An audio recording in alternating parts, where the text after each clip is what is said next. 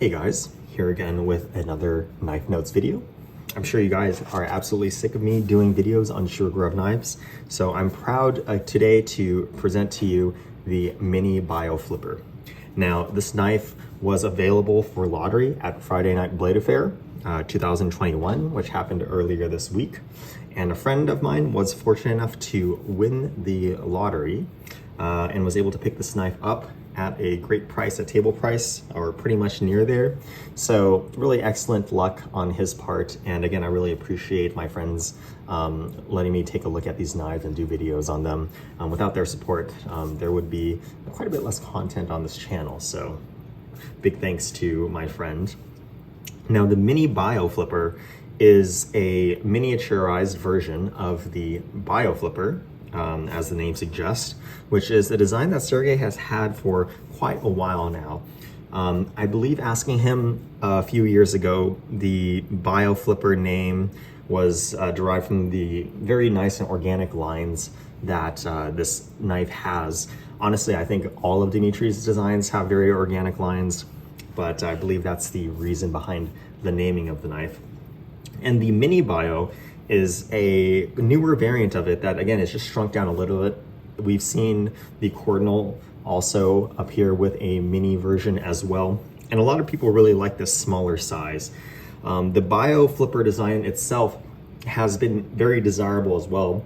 And honestly, the reason why I think that is because of what it isn't for Dmitry. Dmitry and his designs have always been a little bit outlandish. The lines of the blade and the handle have always been kind of eccentric. So to have a knife with a, for Dmitry, a very kind of restrained design language, I think really plays a big part in the kind of the desirability of this knife. This knife has been, asking all my friends, they really love the Bio design. And when you put it up against, say, a Neon and an F95, you can kind of see similar design language. We have this double recurve on the handle that we see on the F95. It's a similar size to the Neon. It really combines various aspects of other Russian knives that I think are very desirable. So again, everybody loves the MiniBio flipper, and I myself included. And I'm really glad that we have this knife here in front of us to do a video on today. Now, taking a look at the specs of the knife, I just want to do a quick size comparison here to some other SureGrove models.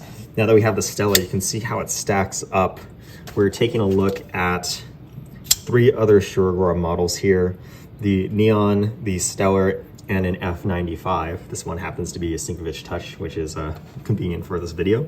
And you can see that the MiniBio flipper falls kind of in between the Neon and the Stellar. Very, very close dimensions to the Stellar. I think the Stellar has a little bit of a better blade to handle ratio, but otherwise in between these two knives here. So a lot of people really like this size, the Stellar and the MiniBio.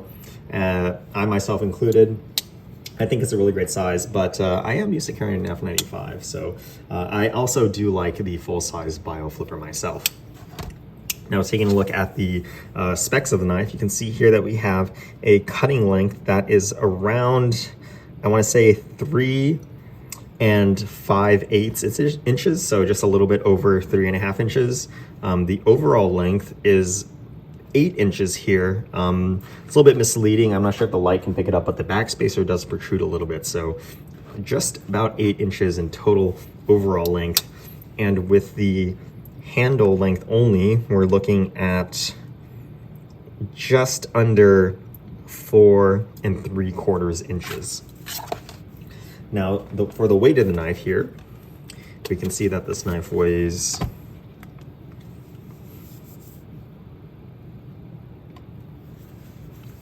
3.73 ounces. So again, in that middle range compared to some other knives as we have here. I believe my Neon is just a little bit under 3 ounces.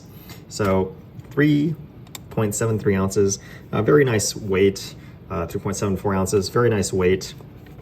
A lot of milling going on, which we'll take a look at here in a bit.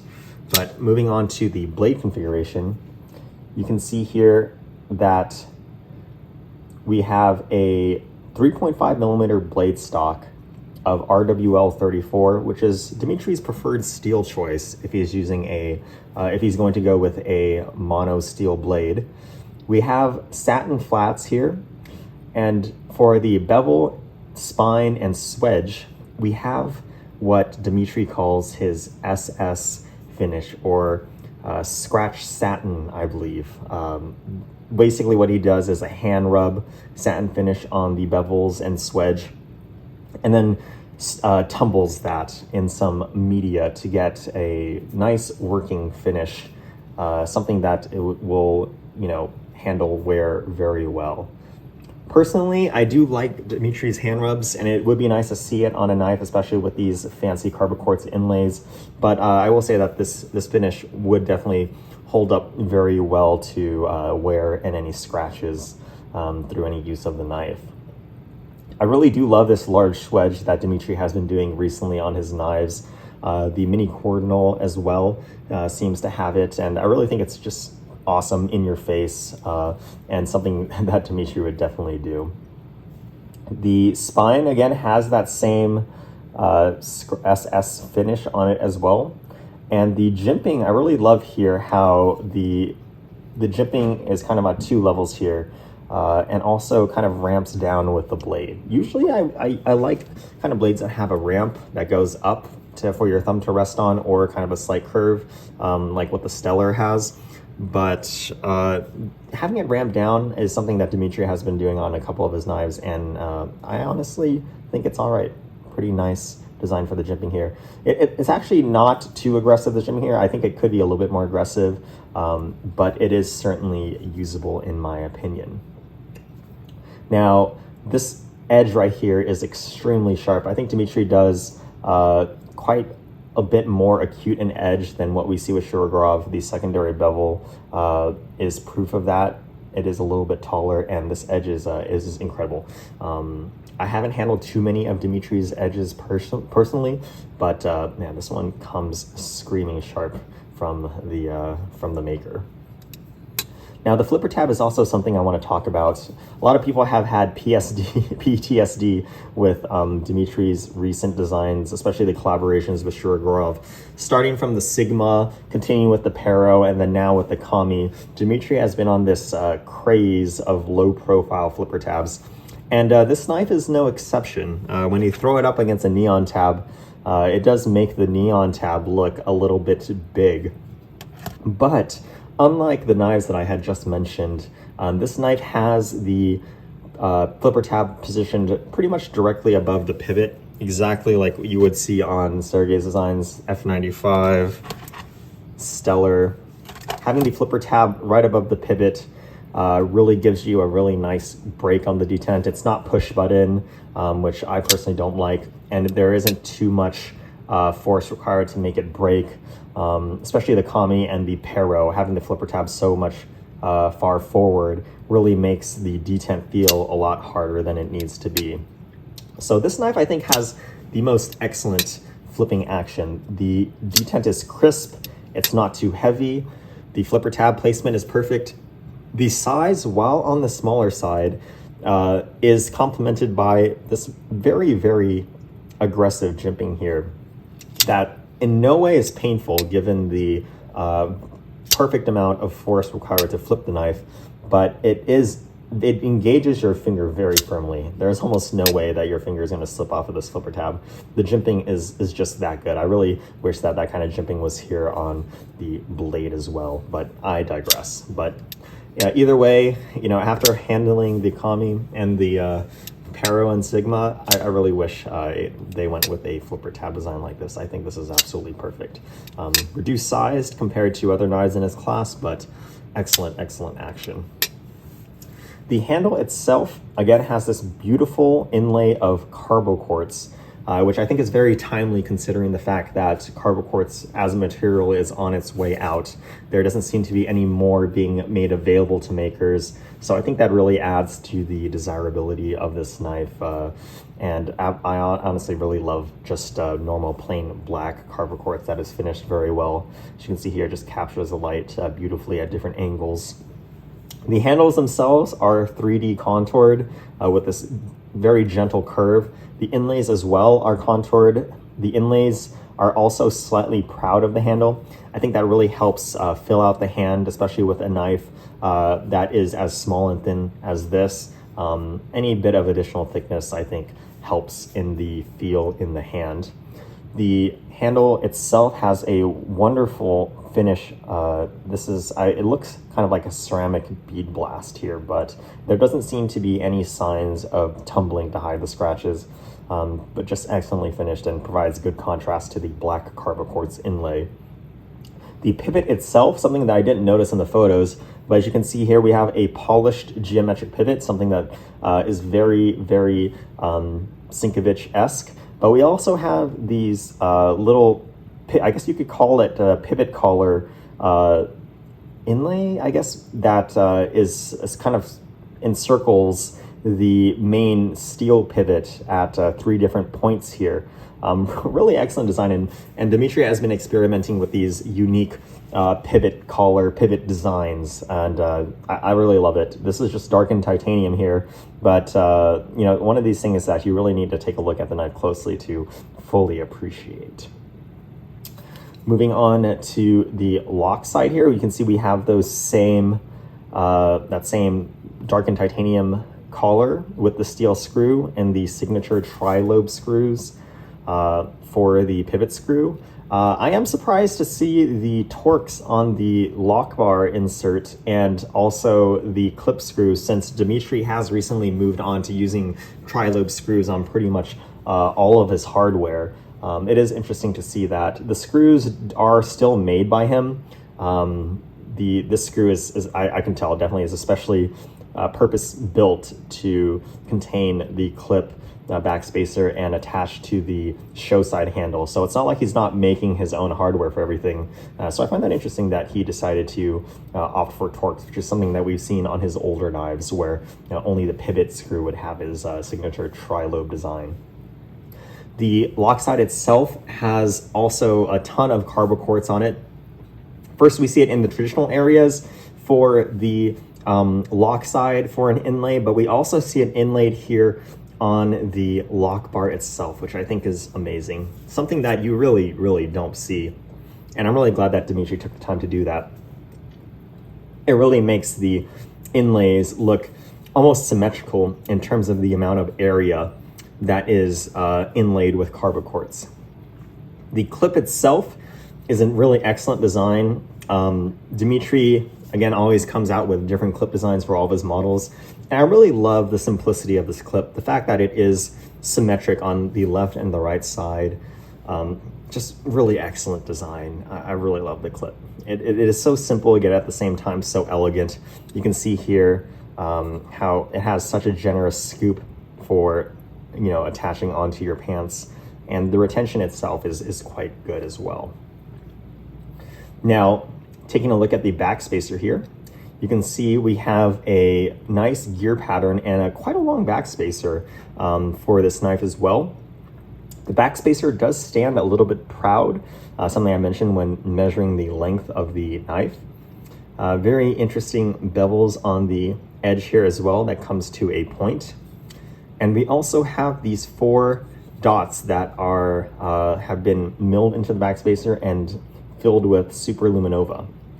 Now, I was told that the 4 dots signifies that this is the number 4 knife out of all of the MiniBios created. I have seen the other MiniBios that came on for auction 2 years ago at Friday Night Blade Affair, and I don't remember them having a different number of dots, so I'm not sure if this is something new that he's done on this model, since this knife was made recently for this show. But I was told that by Dmitry that these 4 dots signify the number of the knife for the MiniBio series. You can also see that this knife has the MRBS logo. That is Dmitry's bearing system. You might note that this logo is the same as the one for Sergey's production knives. See if we can find that as well. You can see the logo is the same. They kind of co-designed the design for the MRBS. They do have a different bearing race design, however. Dmitry opts for kind of a more triangular type setup with the bearings, while Sergey's design kind of spirals outwards. See if I can throw a picture up of that or link to it in the description. But also something to note, which I just noticed, my friend pointed it out, is it seems that the triangle is tilted on Sergey's logo for MRBS, while the one on Dmitry's looks more like a play button. Just something to note. Again, the MRBS logo is also done in Superluminova. So if we take a flashlight here and really shine it on the engraving here, you can see that we have it glows quite well. Actually, I wish I had a more powerful light to show you. See if I can hit this with enough light. And if we turn off this light, you can see that it does glow quite well. Very interesting touch, and something that Dmitry likes to do on all of his knives. Now moving on to the inside, you can see that there is wonderful milling done on the inside. And of note, you can see here that despite the lock bar having Carboquartz inlays on the outside, on that same portion, you can see there is still internal milling on that lock bar. Excellent, excellent work. Really not sure how he has enough room to accommodate for the inlay while still skeletonizing the inside of the handles, but he just makes it work. The back spacer itself also functions to show the centering of the knife, something that Dmitry and Sergey really like to do, especially of recent. So nothing too new there, but something that you can really pretty much just expect at this point. The action itself is of course amazing. In general, I feel that Dmitry's multi-row bearing system is just a little bit more free-falling than Sergey's. That's been my experience, even with Shirogorov collaborations with Dmitry that end up having his bearing race that have been produced by Shirogorov. In general, they just tend to be a lot more free-falling and guillotine-like than Shirogorov production knives, such as the F95 with MRBS. So I'm not sure if that's just due to the arrangement of the bearings. I have a strong suspicion that it is, but if you want something drop shut, you definitely want to go with Dmitry's multi-row bearing system. Overall, really excited to finally do a video on the MiniBio flipper. This is one of my grail knives, and I think if I were to get a Sinkevich, it would definitely be this design. It's such a clean design, and again, with the MiniBio, I think kind of on its way out with new designs coming in. Really hoping that I'm able to snag one of these in the future. But again, I really appreciate my friends sending this one in for review. So I hope you guys enjoyed this video, and I'll see you guys next time.